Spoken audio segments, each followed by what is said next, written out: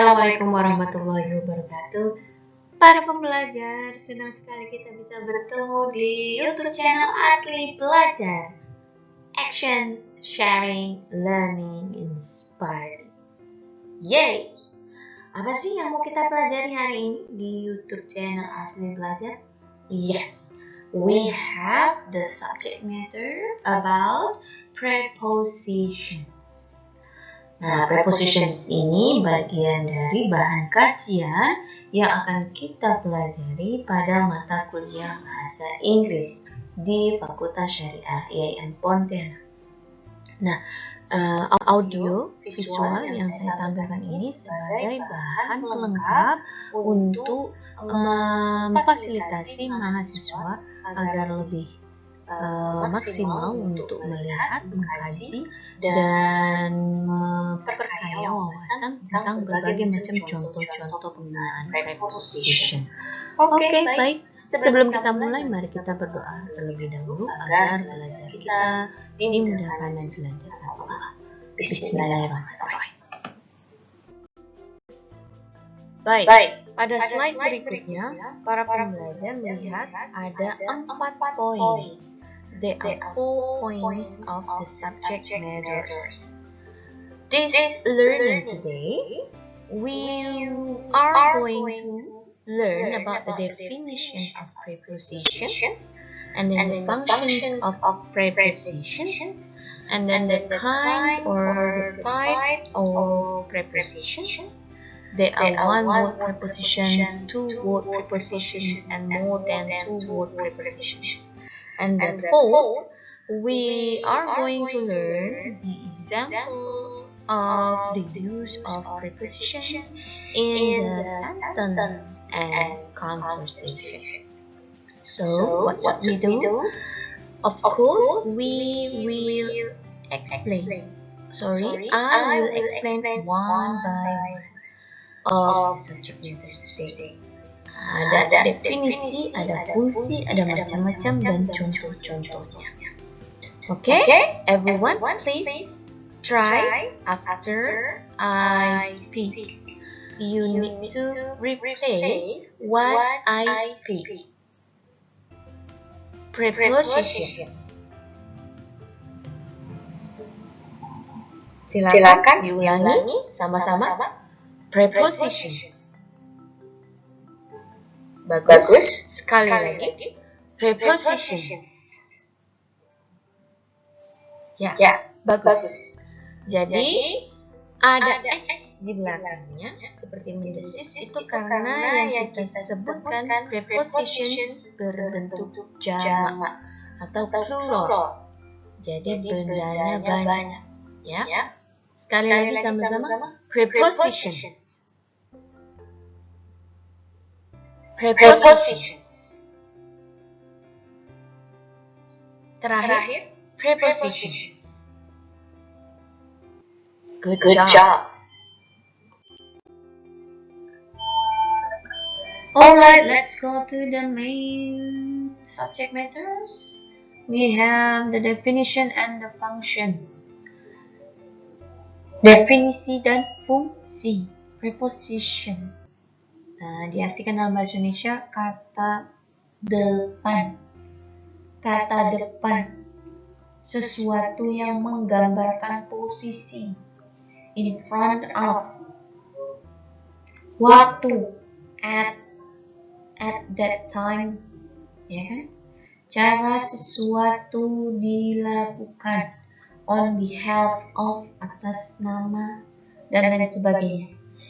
Nah, jadi dia itu menunjukkan hubungan yang jelas antara ruang, waktu, atau sesuatu dan lainnya terkait benda yang melekat pada preposition itu. Contohnya, I write on a note. Jadi, di mana sih posisi dia menulis? On a note. Di atas permukaan catatan. Nah, bagaimana dengan contoh lain? I take some books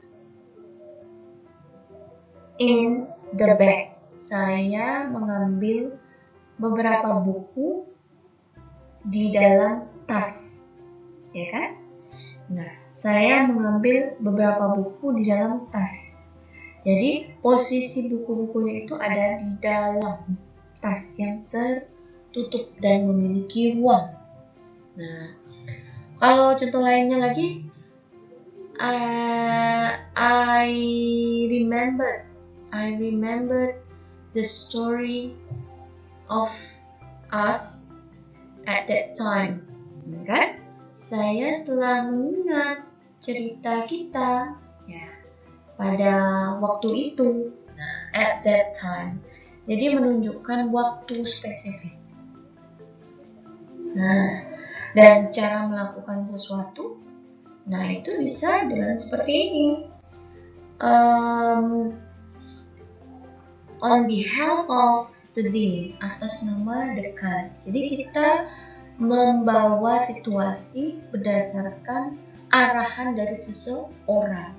Nah, artinya kata depan menjadi sesuatu yang sangat penting untuk menunjukkan hubungan kata bendanya itu terhadap benda yang lain dalam suatu struktur kalimat atau percakapan.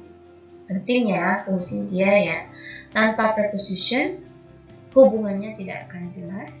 Tanpa, kita tidak bisa menebak itu maksudnya apa.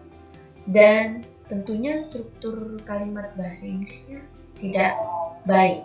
Jadi harus diperbaiki dengan penambahan preposition. Preposition biasanya digunakan di depan kata benda atau kata ganti dan menunjukkan hubungan antara kedua kata tersebut dengan kata lainnya dalam sebuah kalimat. Seperti yang saya sebutkan tadi ya, sudah clear di situ. Dan ingat, ini preposition harus diletakkan di depan kata benda atau kata ganti. Kata ganti kan pasti benda juga, tapi dia benda hidup, manusia atau hewan atau tumbuhan. Nah, seperti kita ketahui ada yang namanya benda secara umum, yaitu memang benda yang bisa dihitung, benda yang tidak bisa dihitung, benda yang banyak, benda yang sedikit. Kemudian ada kata gantinya bisa orang banyak, orang tunggal, orang ketiga. Nah, itulah fungsinya preposition, dia diletakkan di depannya sebagai penghubung. Ya, ini maksud konteks kalimatnya apa. Tanpa ada preposition, maka mungkin saja kita tidak bisa menebak apa yang dimaksudkan dalam setiap struktur yang ada di sebuah kalimat. Subjeknya, predikatnya, objeknya, pelengkapnya. Nah, lebih spesifik lagi, kita turunkan lagi lebih jelasnya. Preposition atau kata depan diletakkan sebelum noun.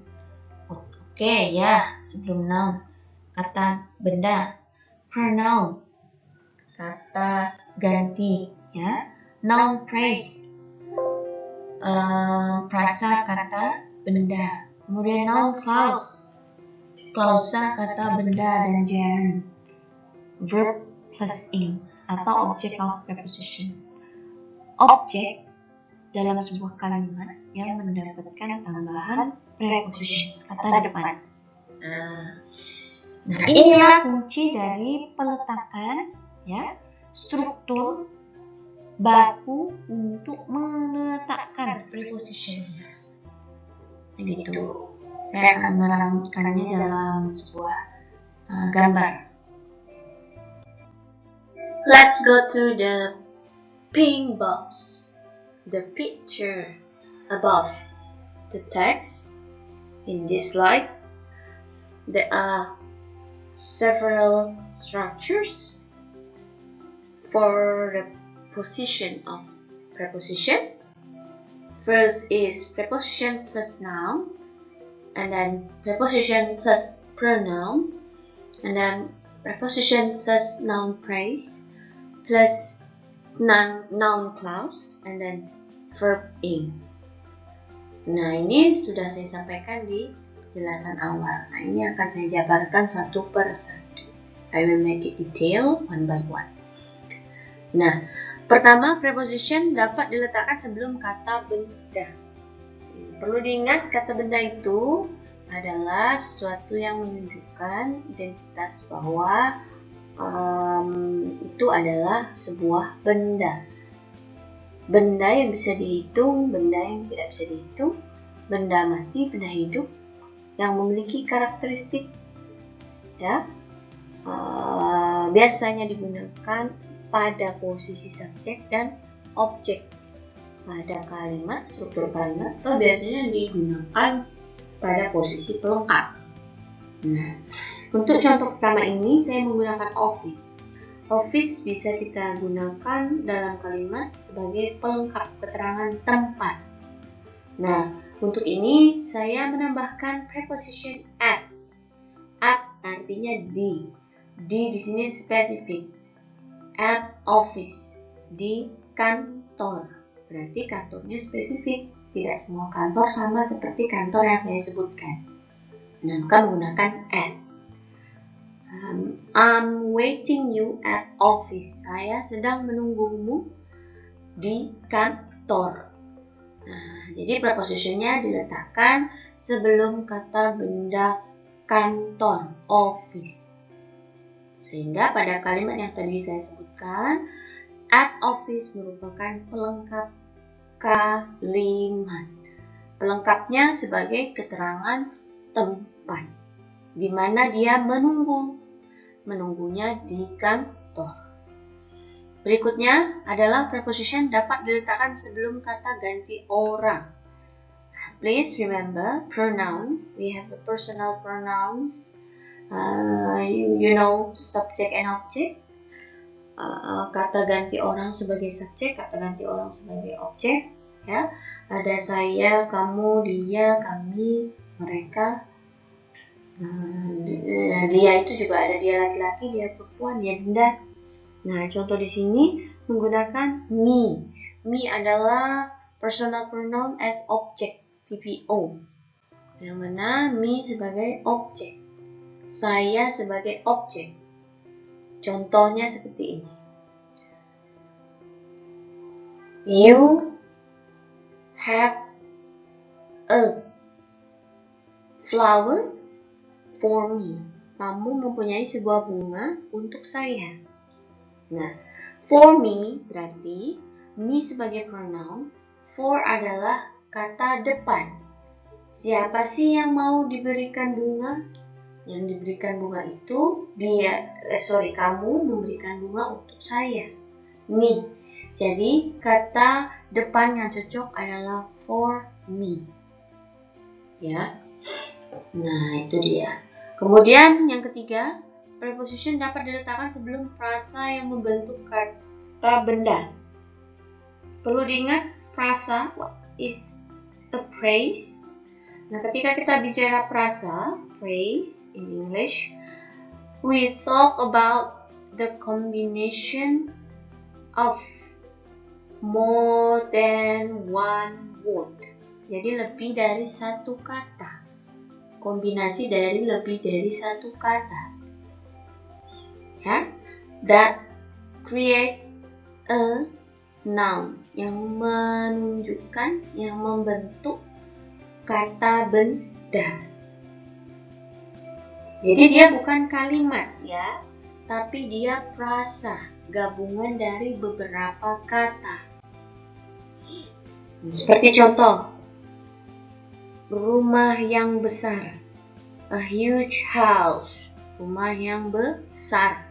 Itu bukan kalimat, tetapi itu namanya frasa kata benda, noun phrase. Contohnya lagi, the building, gabungan dari dua kata, the and building.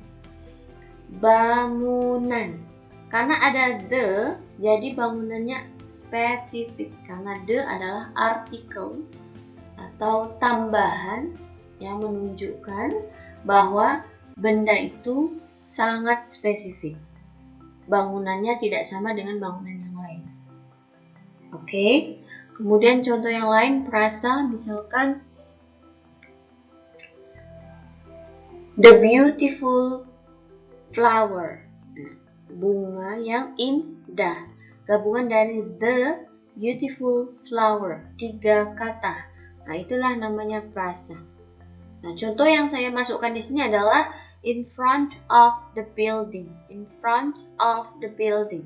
Di depan gedung. Gedungnya spesifik sesuai dengan apa yang disampaikan si pembicara. Misalnya, my campus is in front of the building. Nah, jadi kampus saya di depan gedung yang spesifik. Misalkan mungkin gedung TK, gedung bank, atau seperti ini lagi. My campus is in front of the supermarket. Nah, supermarket. Jadi di depan supermarket. Di kota itu supermarketnya mungkin ada beberapa, tapi supermarket yang ada di depan kampus saya hanya supermarket A misalkan. Nah, itu. Jadi in front of merupakan prepositionnya, the buildingnya adalah noun phrase-nya. Tetap diletakkan di depan noun phrase. Selanjutnya preposition dapat diletakkan sebelum klausa benda. Nah, bedanya klausa, frasa tadi kan gabungan dari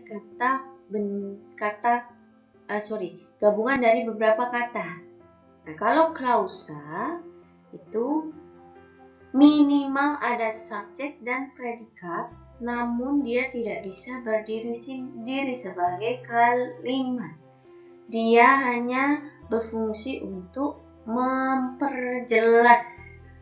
Memperjelas apa? Bisa memperjelas induk kalimatnya, ya, bisa memperjelas keterangan, ya. Namun di dalam klausa itu minimal ada subjek dan predikat. Nah, contohnya bagaimana? She said. She said itu artinya dia mengatakan.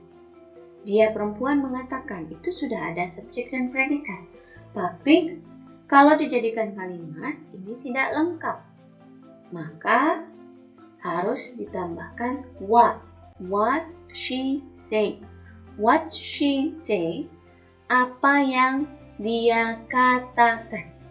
Nah, tapi kalimat ini juga belum lengkap. Sehingga kita harus tambahkan preposition on what she said, pada apa yang dia katakan. Nah, itu menjadi arti yang lebih kompleks, yang lebih clear, ya.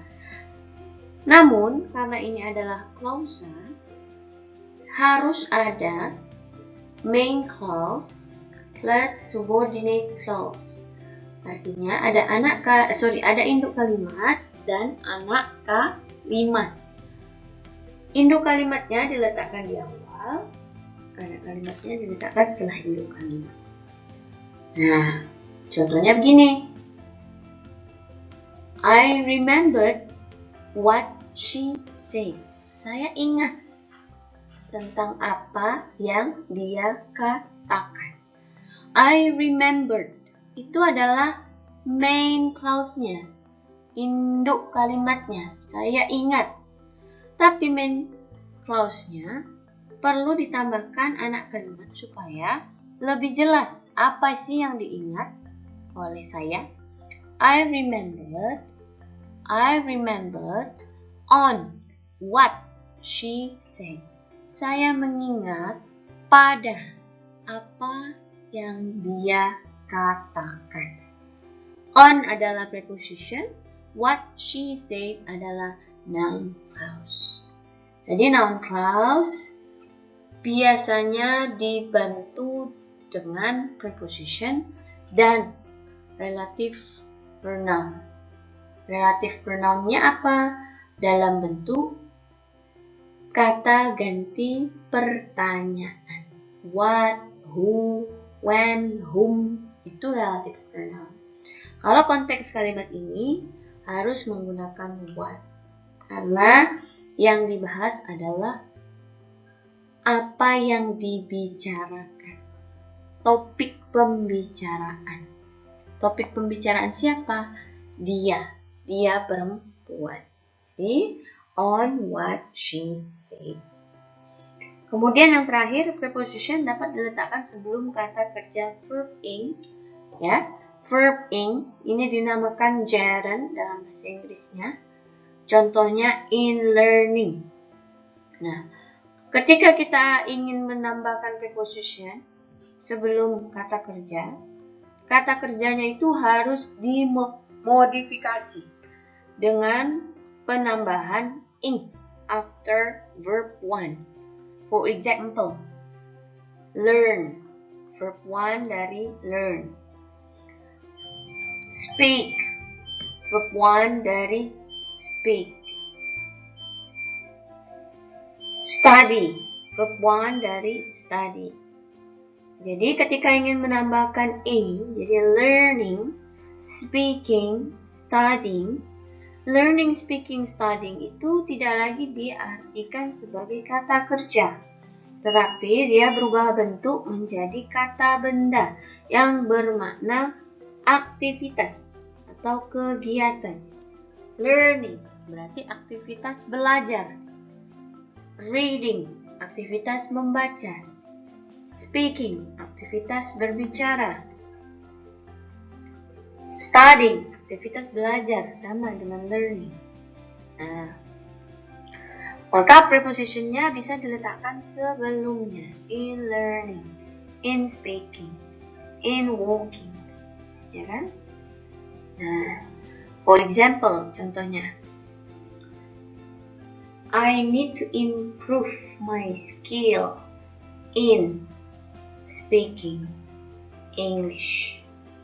Saya perlu meningkatkan kemampuan saya dalam berbicara bahasa Inggris. Jadi speaking itu tidak lagi sebagai kata kerja, tetapi dia sudah dalam bentuk kata benda. Kalau dia kata kerja, dia harus diletakkan di predikat, posisi predikat. Tidak perlu ditambahkan ing. Sesuaikan dengan tenses. Kalau dia tensesnya verb 1, simple present, berarti I learn. Kalau dia simple past, I learned. Ada id-nya. Nah, bagaimana dengan I am learning? Nah, itu tidak bisa kita sebutkan sebagai gerund karena dia berfungsi sebagai kata kerja, sebagai predikat. Namun, tensesnya menggunakan tenses present continuous, sedang berlangsung. Nah, bedanya kalau verb ing di preposition ini, dia diletakkan after preposition dan bermakna sebagai kata benda. Let's go to the... Baik, selanjutnya kita akan membahas tentang macam-macam prepositions. There are 3 kinds of preposition. Ada 3 macam ya. First is one word prepositions. Jadi ada satu kata yang membentuk kata depan. And then 2 word prepositions. 2 kata yang membentuk kata depan. And then the third one is more than 2 word prepositions. Jadi lebih dari 2 kata pada kata depan. Jadi fokusnya adalah kata depannya ya. Nah, untuk jenis pertama, one word prepositions, ini ada 2 bentuk lagi. Without suffix ing and with suffix ing. Suffix itu diartikan dalam bahasa Indonesia akhiran. Akhiran ing. Akhiran ing-nya itu diletakkan pada kata depannya, pada prepositionnya ya.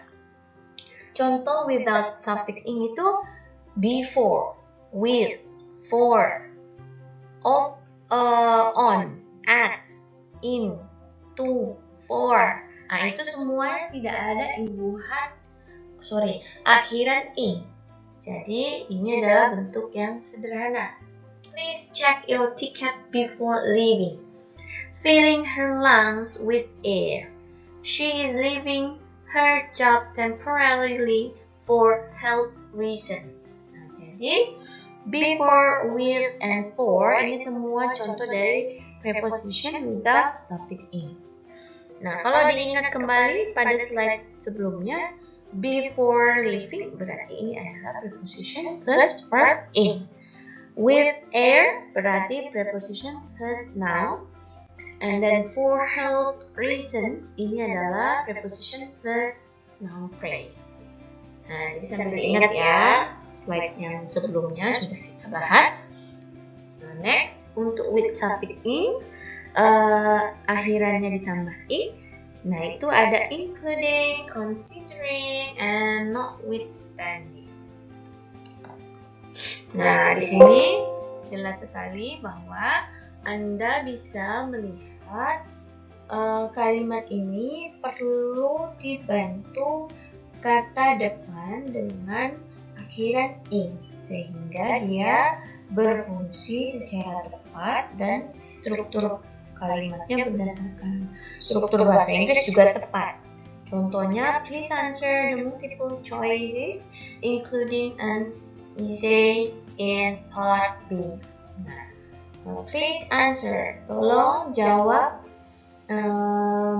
soal pilihan ganda termasuk soal esai yang ada di part B, ya, di bagian B. Nah, contoh kedua, ya, you should check the committee considering the test time. Kamu harus mengecek panitia terkait waktu tes, ya kan? Nah, notwithstanding, he stopped the payment. Nah, walaupun dia memberhentikan atau menghentikan pembayaran, John still seek another solution. John tetap mencari solusi lain. Jadi semuanya itu sesuai dengan aturan struktur bahasa Inggris agar dia tepat secara tata bahasanya, ya.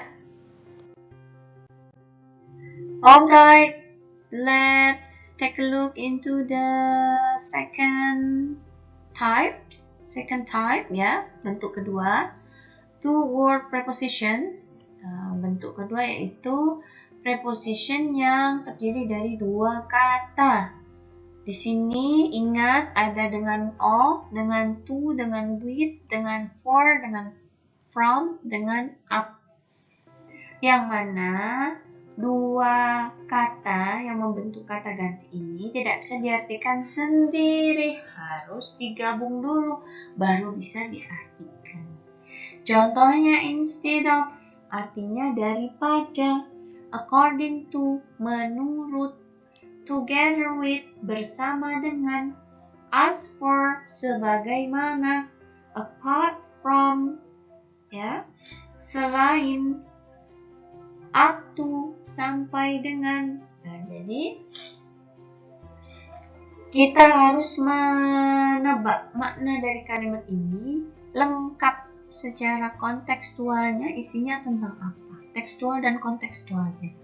Instead of a long introduction, berarti daripada sebuah perkenalan yang panjang, let us just start moving. Mari kita mulai saja beraksi. Jadi jangan bertele-tele maksudnya di sini, ya. According to Rahmiani, menurut Rahmiani. Jadi ada pendapat orang atau pendapat dari buku yang kita ambil, kita kutip, kemudian kita jabarkan di statement kita. Menurut Rahmiani, according to Rahmiani, the purpose of writing an article is to support your career as a lecturer. Tujuan dari menulis sebuah artikel adalah untuk mendukung karirmu sebagai dosen. Ini clear, jelas, according to. Wajib ada penambahan to. Kemudian together with you. Ya, together bersama itu harus ada siapa yang membersamai. Nah, jadi perlu penambahan with untuk menghubungkan antara kebersamaan dengan objek yang membersamainya. Together with you, I feel many comfortable moments. As for this change, sebagaimana perubahan ini, G services and kid services are classified into family service lines. Jadi service G dan service kid itu diklasifikasikan ke dalam baris service keluarga. Nah, ini mungkin ada keterangannya mungkin tentang program ya, aplikasi ya. Jadi sebagaimana perubahan dari aplikasi. Nah, gitu. Apart from this, ya, selain daripada ini, berarti ini penambahan isu. Ya, misalnya kita menceritakan tentang isu seputar penerbangan.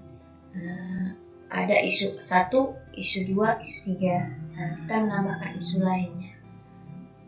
Selain daripada ini, the other frequent islands are operating from this airport. Nah, jadi maskapai penerbangan yang sering terbang, yang sering beroperasi ya, banyak di bandara ini. Jadi dia menerangkan tentang penerbangan yang ada di pesawat, yang ada di bandara, sebuah bandara.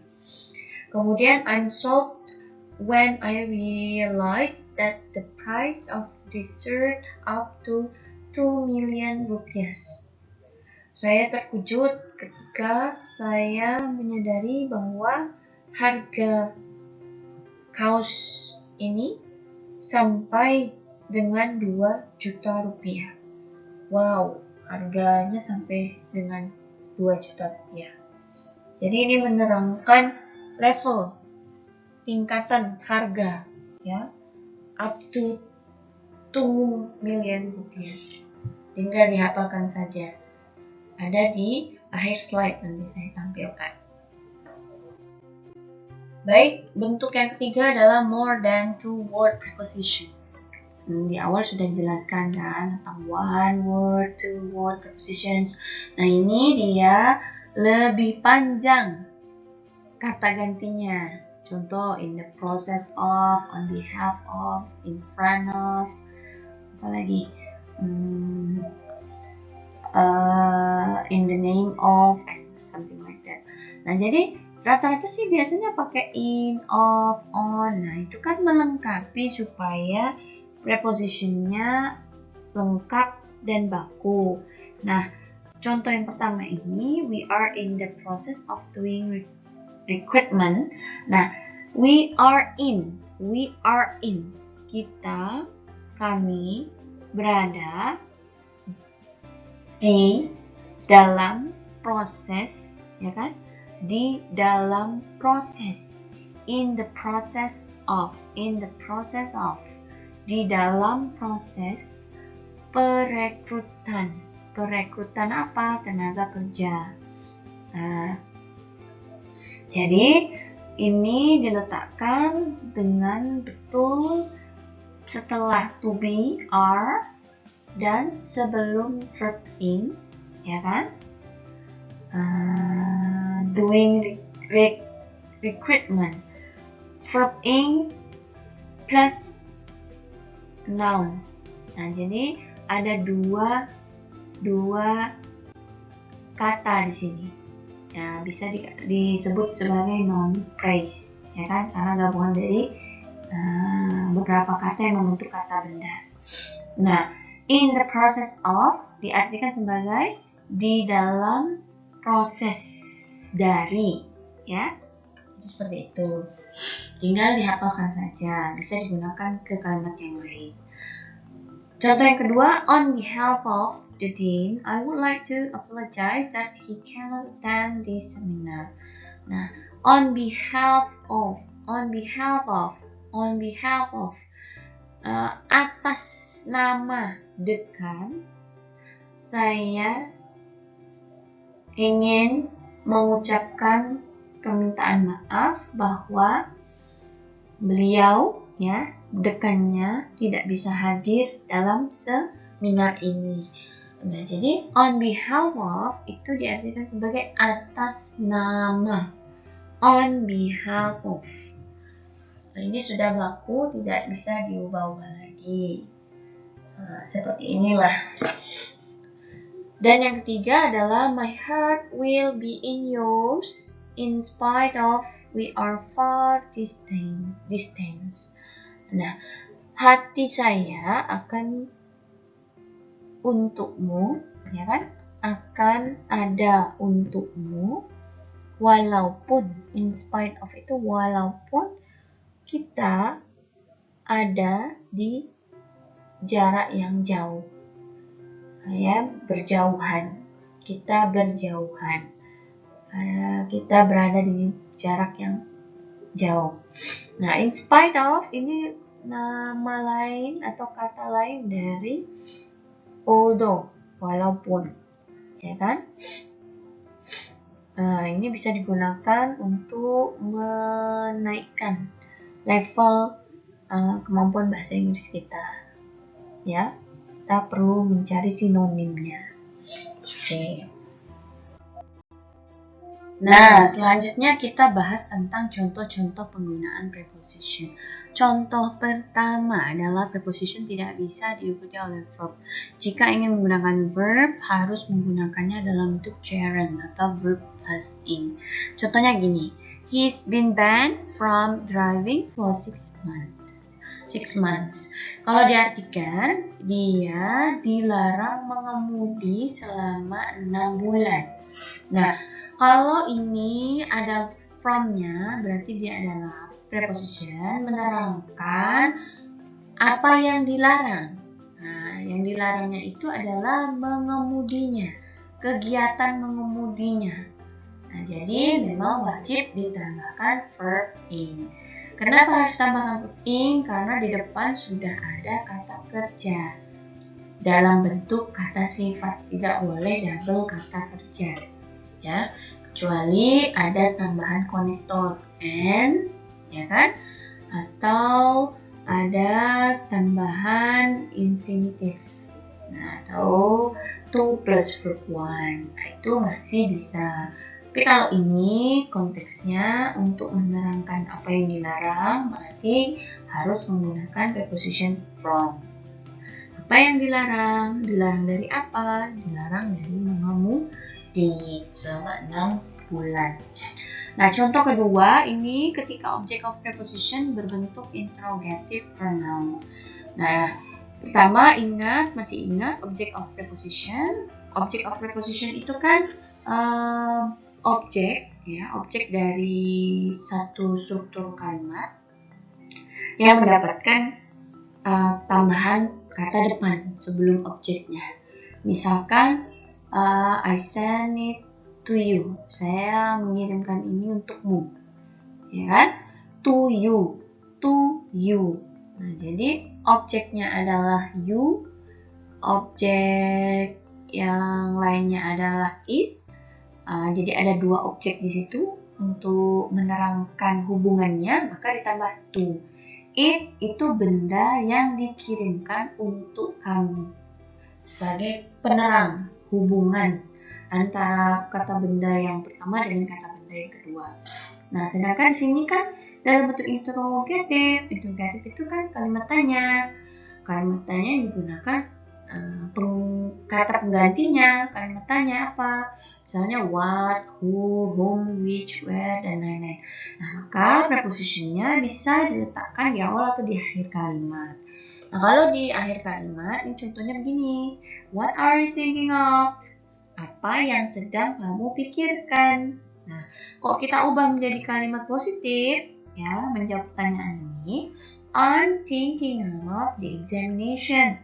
Saya sedang memikirkan ujian. Nah, jadi thinking itu kan aktivitas yang sedang dilakukan, sedang memikirkan.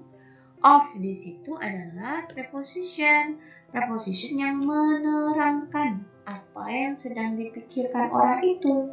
Thinking of the examination. Jadi, ketika kita ubah menjadi kalimat tanya, what are you thinking of? Apa yang sedang kamu pikirkan? Otomatis wajib meletakkan of-nya.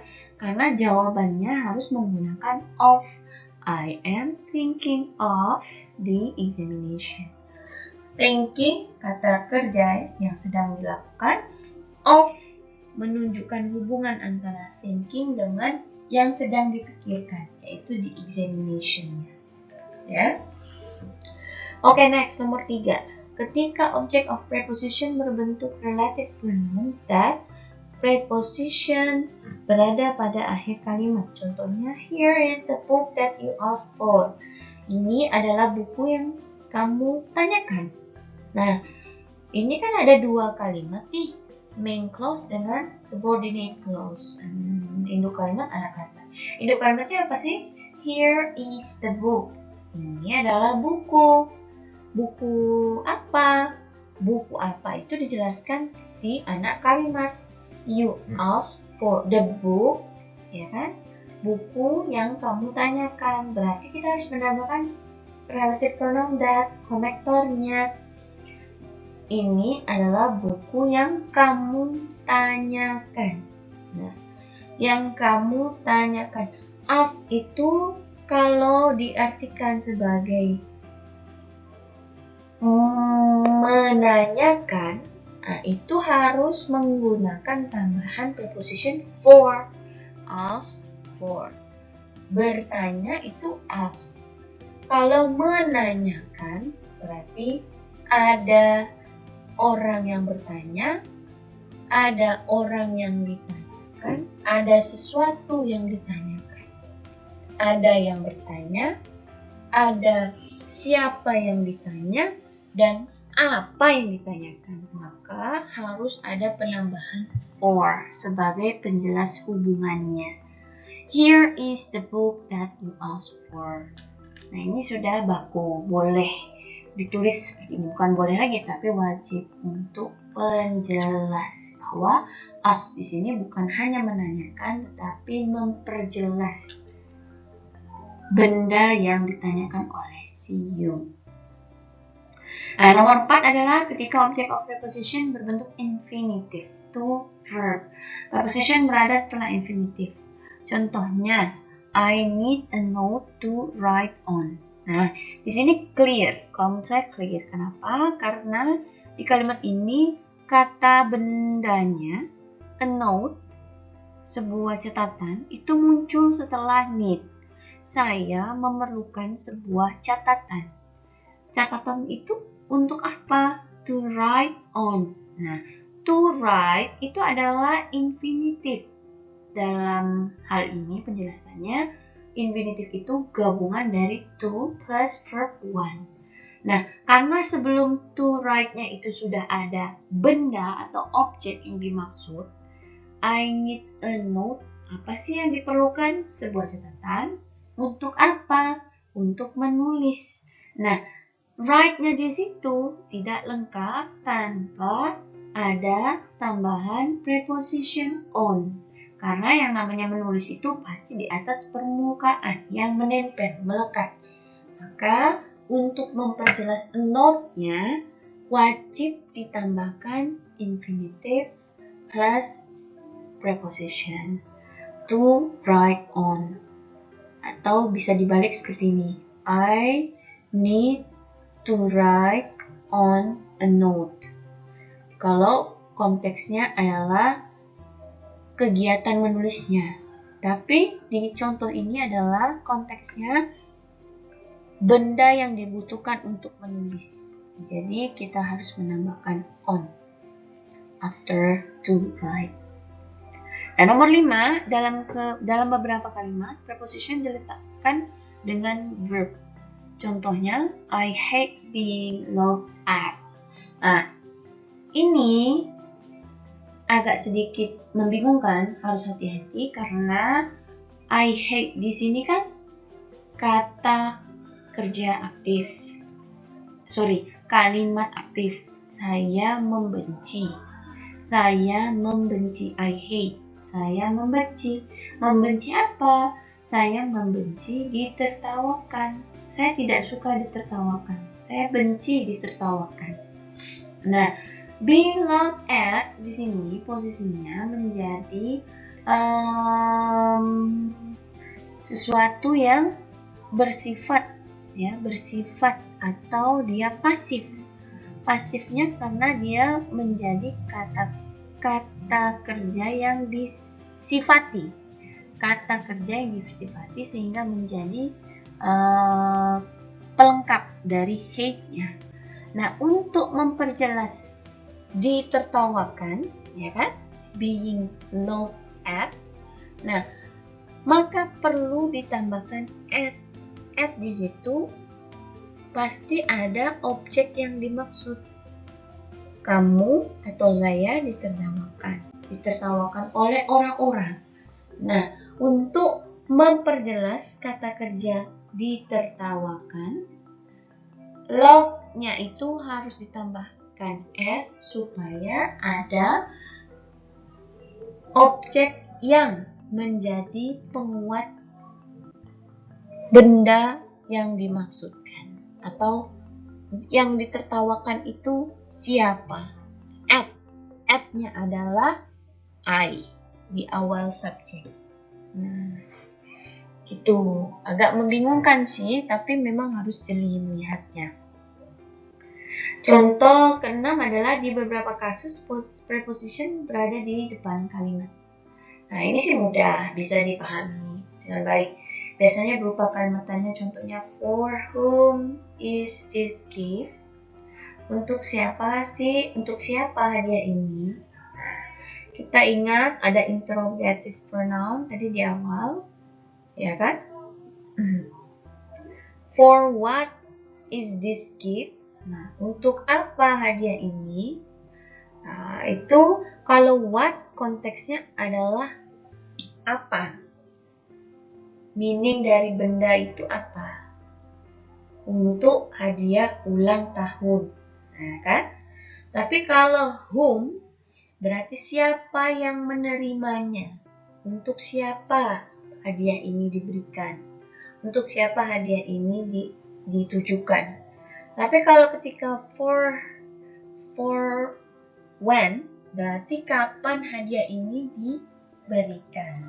Nah, jadi harus kembali ke konteks kalimat. Alright, let's go to the exercise.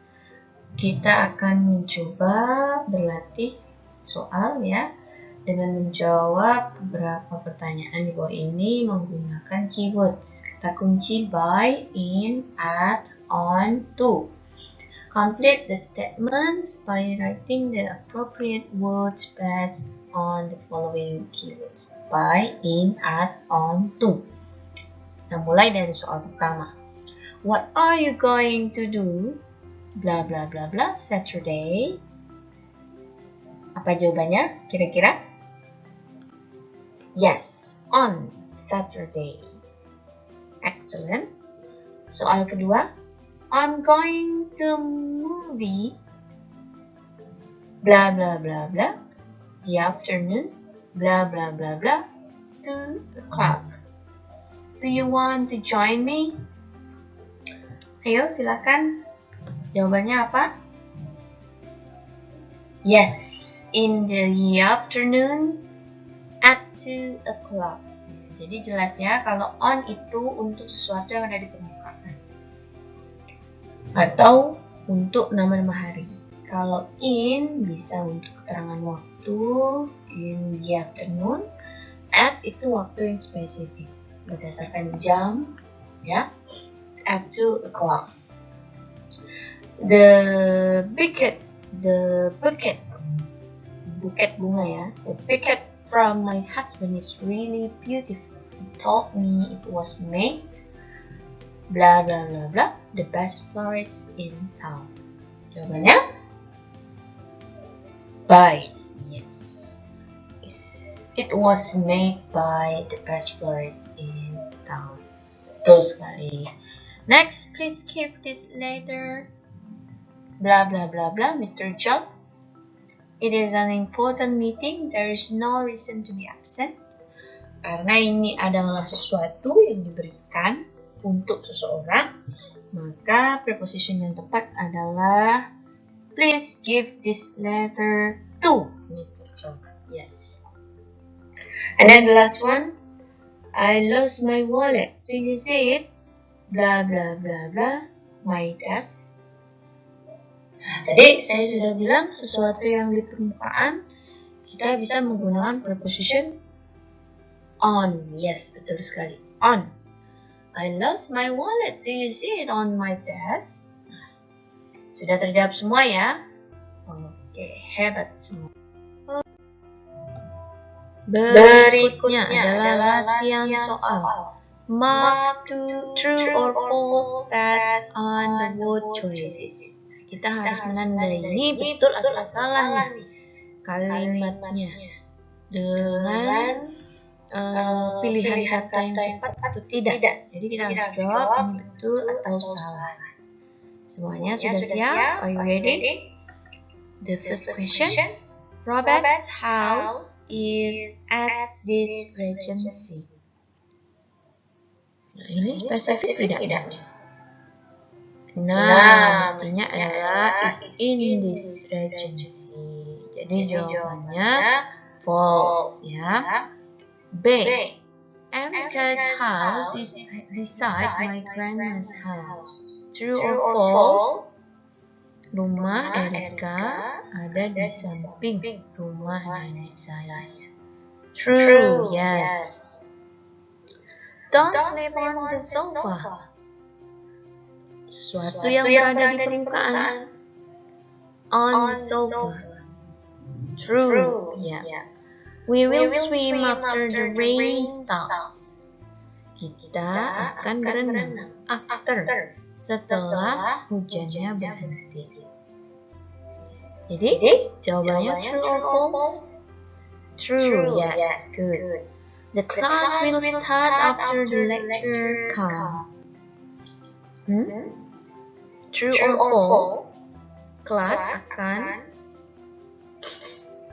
dimulai setelah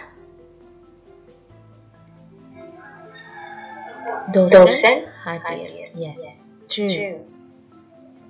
Dimulai tapi ini, jadi Anda bisa menggunakan kata pasif. The class will be started after the lecture come. Berarti dia jawabannya adalah false ya, bukan true.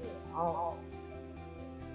I enjoyed my second year on office. Nah, kalau office ini spesifik ya, nggak boleh pakai on. Jadi jawabannya salah, false. Ini adalah at office. Terakhir, we need to study hard until we get our goals. True or false? Ayo. Iya, tepat sekali. Jawabannya adalah true. Ya, jadi saya ulangi. Yang pertama adalah false, yang kedua adalah true, yang ketiga adalah true, yang keempat adalah true, nomor 5 adalah false, ya, because this is active. We choose the passive voice. Class will be started. And then the next is false. We should use at. And then the last one is true.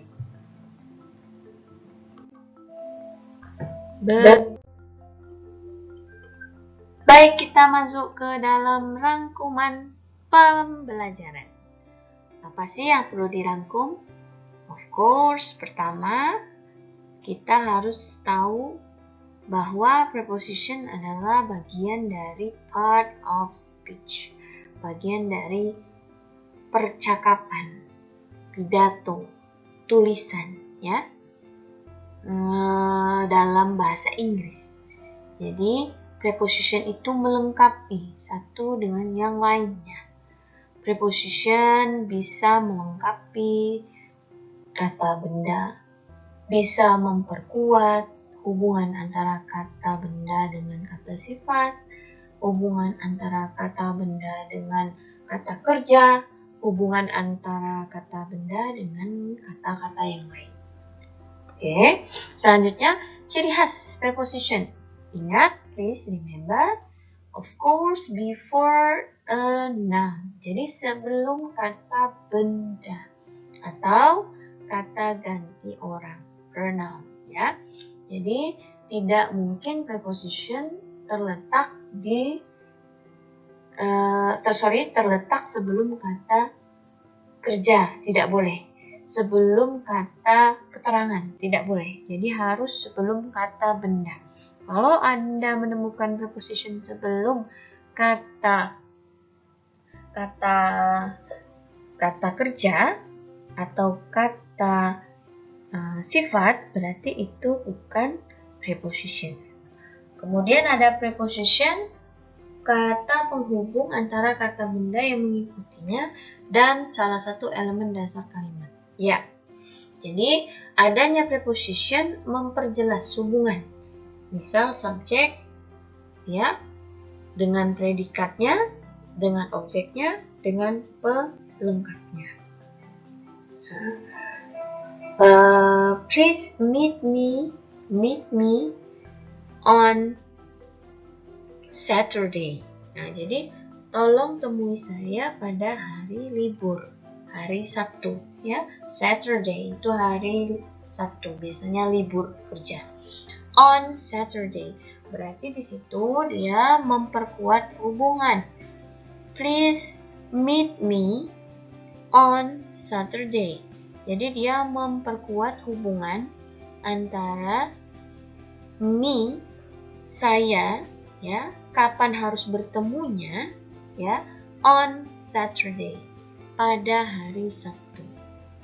Tuh, jadi menghubungkan antara subjeknya bertemu dengan orangnya di waktu tertentu. Waktu di situ kita bisa memberikan keterangan bahwa itu pelengkap, ya. Oke, next, dapat menunjukkan hubungan seperti posisi, tempat, arah, waktu, cara, kondisi antara objek mereka dan bagian lain dari kalimat. Seperti yang saya jelaskan sebelumnya, jadi on Saturday itu menunjukkan waktu, kapan saya bisa ditemui, yaitu pada hari Sabtu, ya, on Saturday, pada hari Sabtu.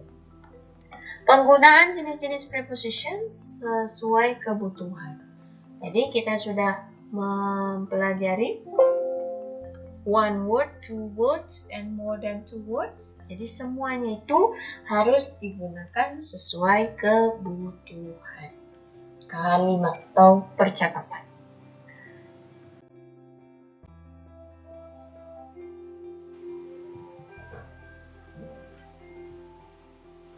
Silakan, ini ada hafalkan dan gunakan dalam kalimat atau percakapan beberapa kosakata tentang kata depan.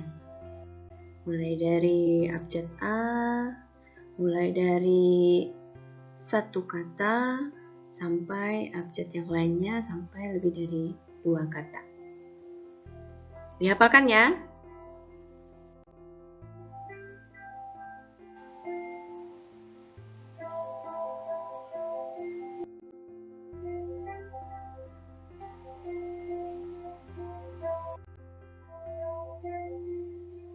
Jika sudah hafal, silakan Anda gunakan, latih diri Anda untuk berbicara dalam bahasa Inggris, menulis dalam bahasa Inggris.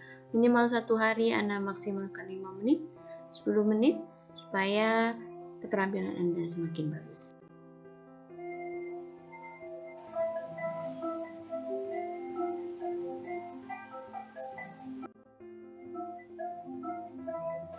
Alright, I think that's all for the learning today.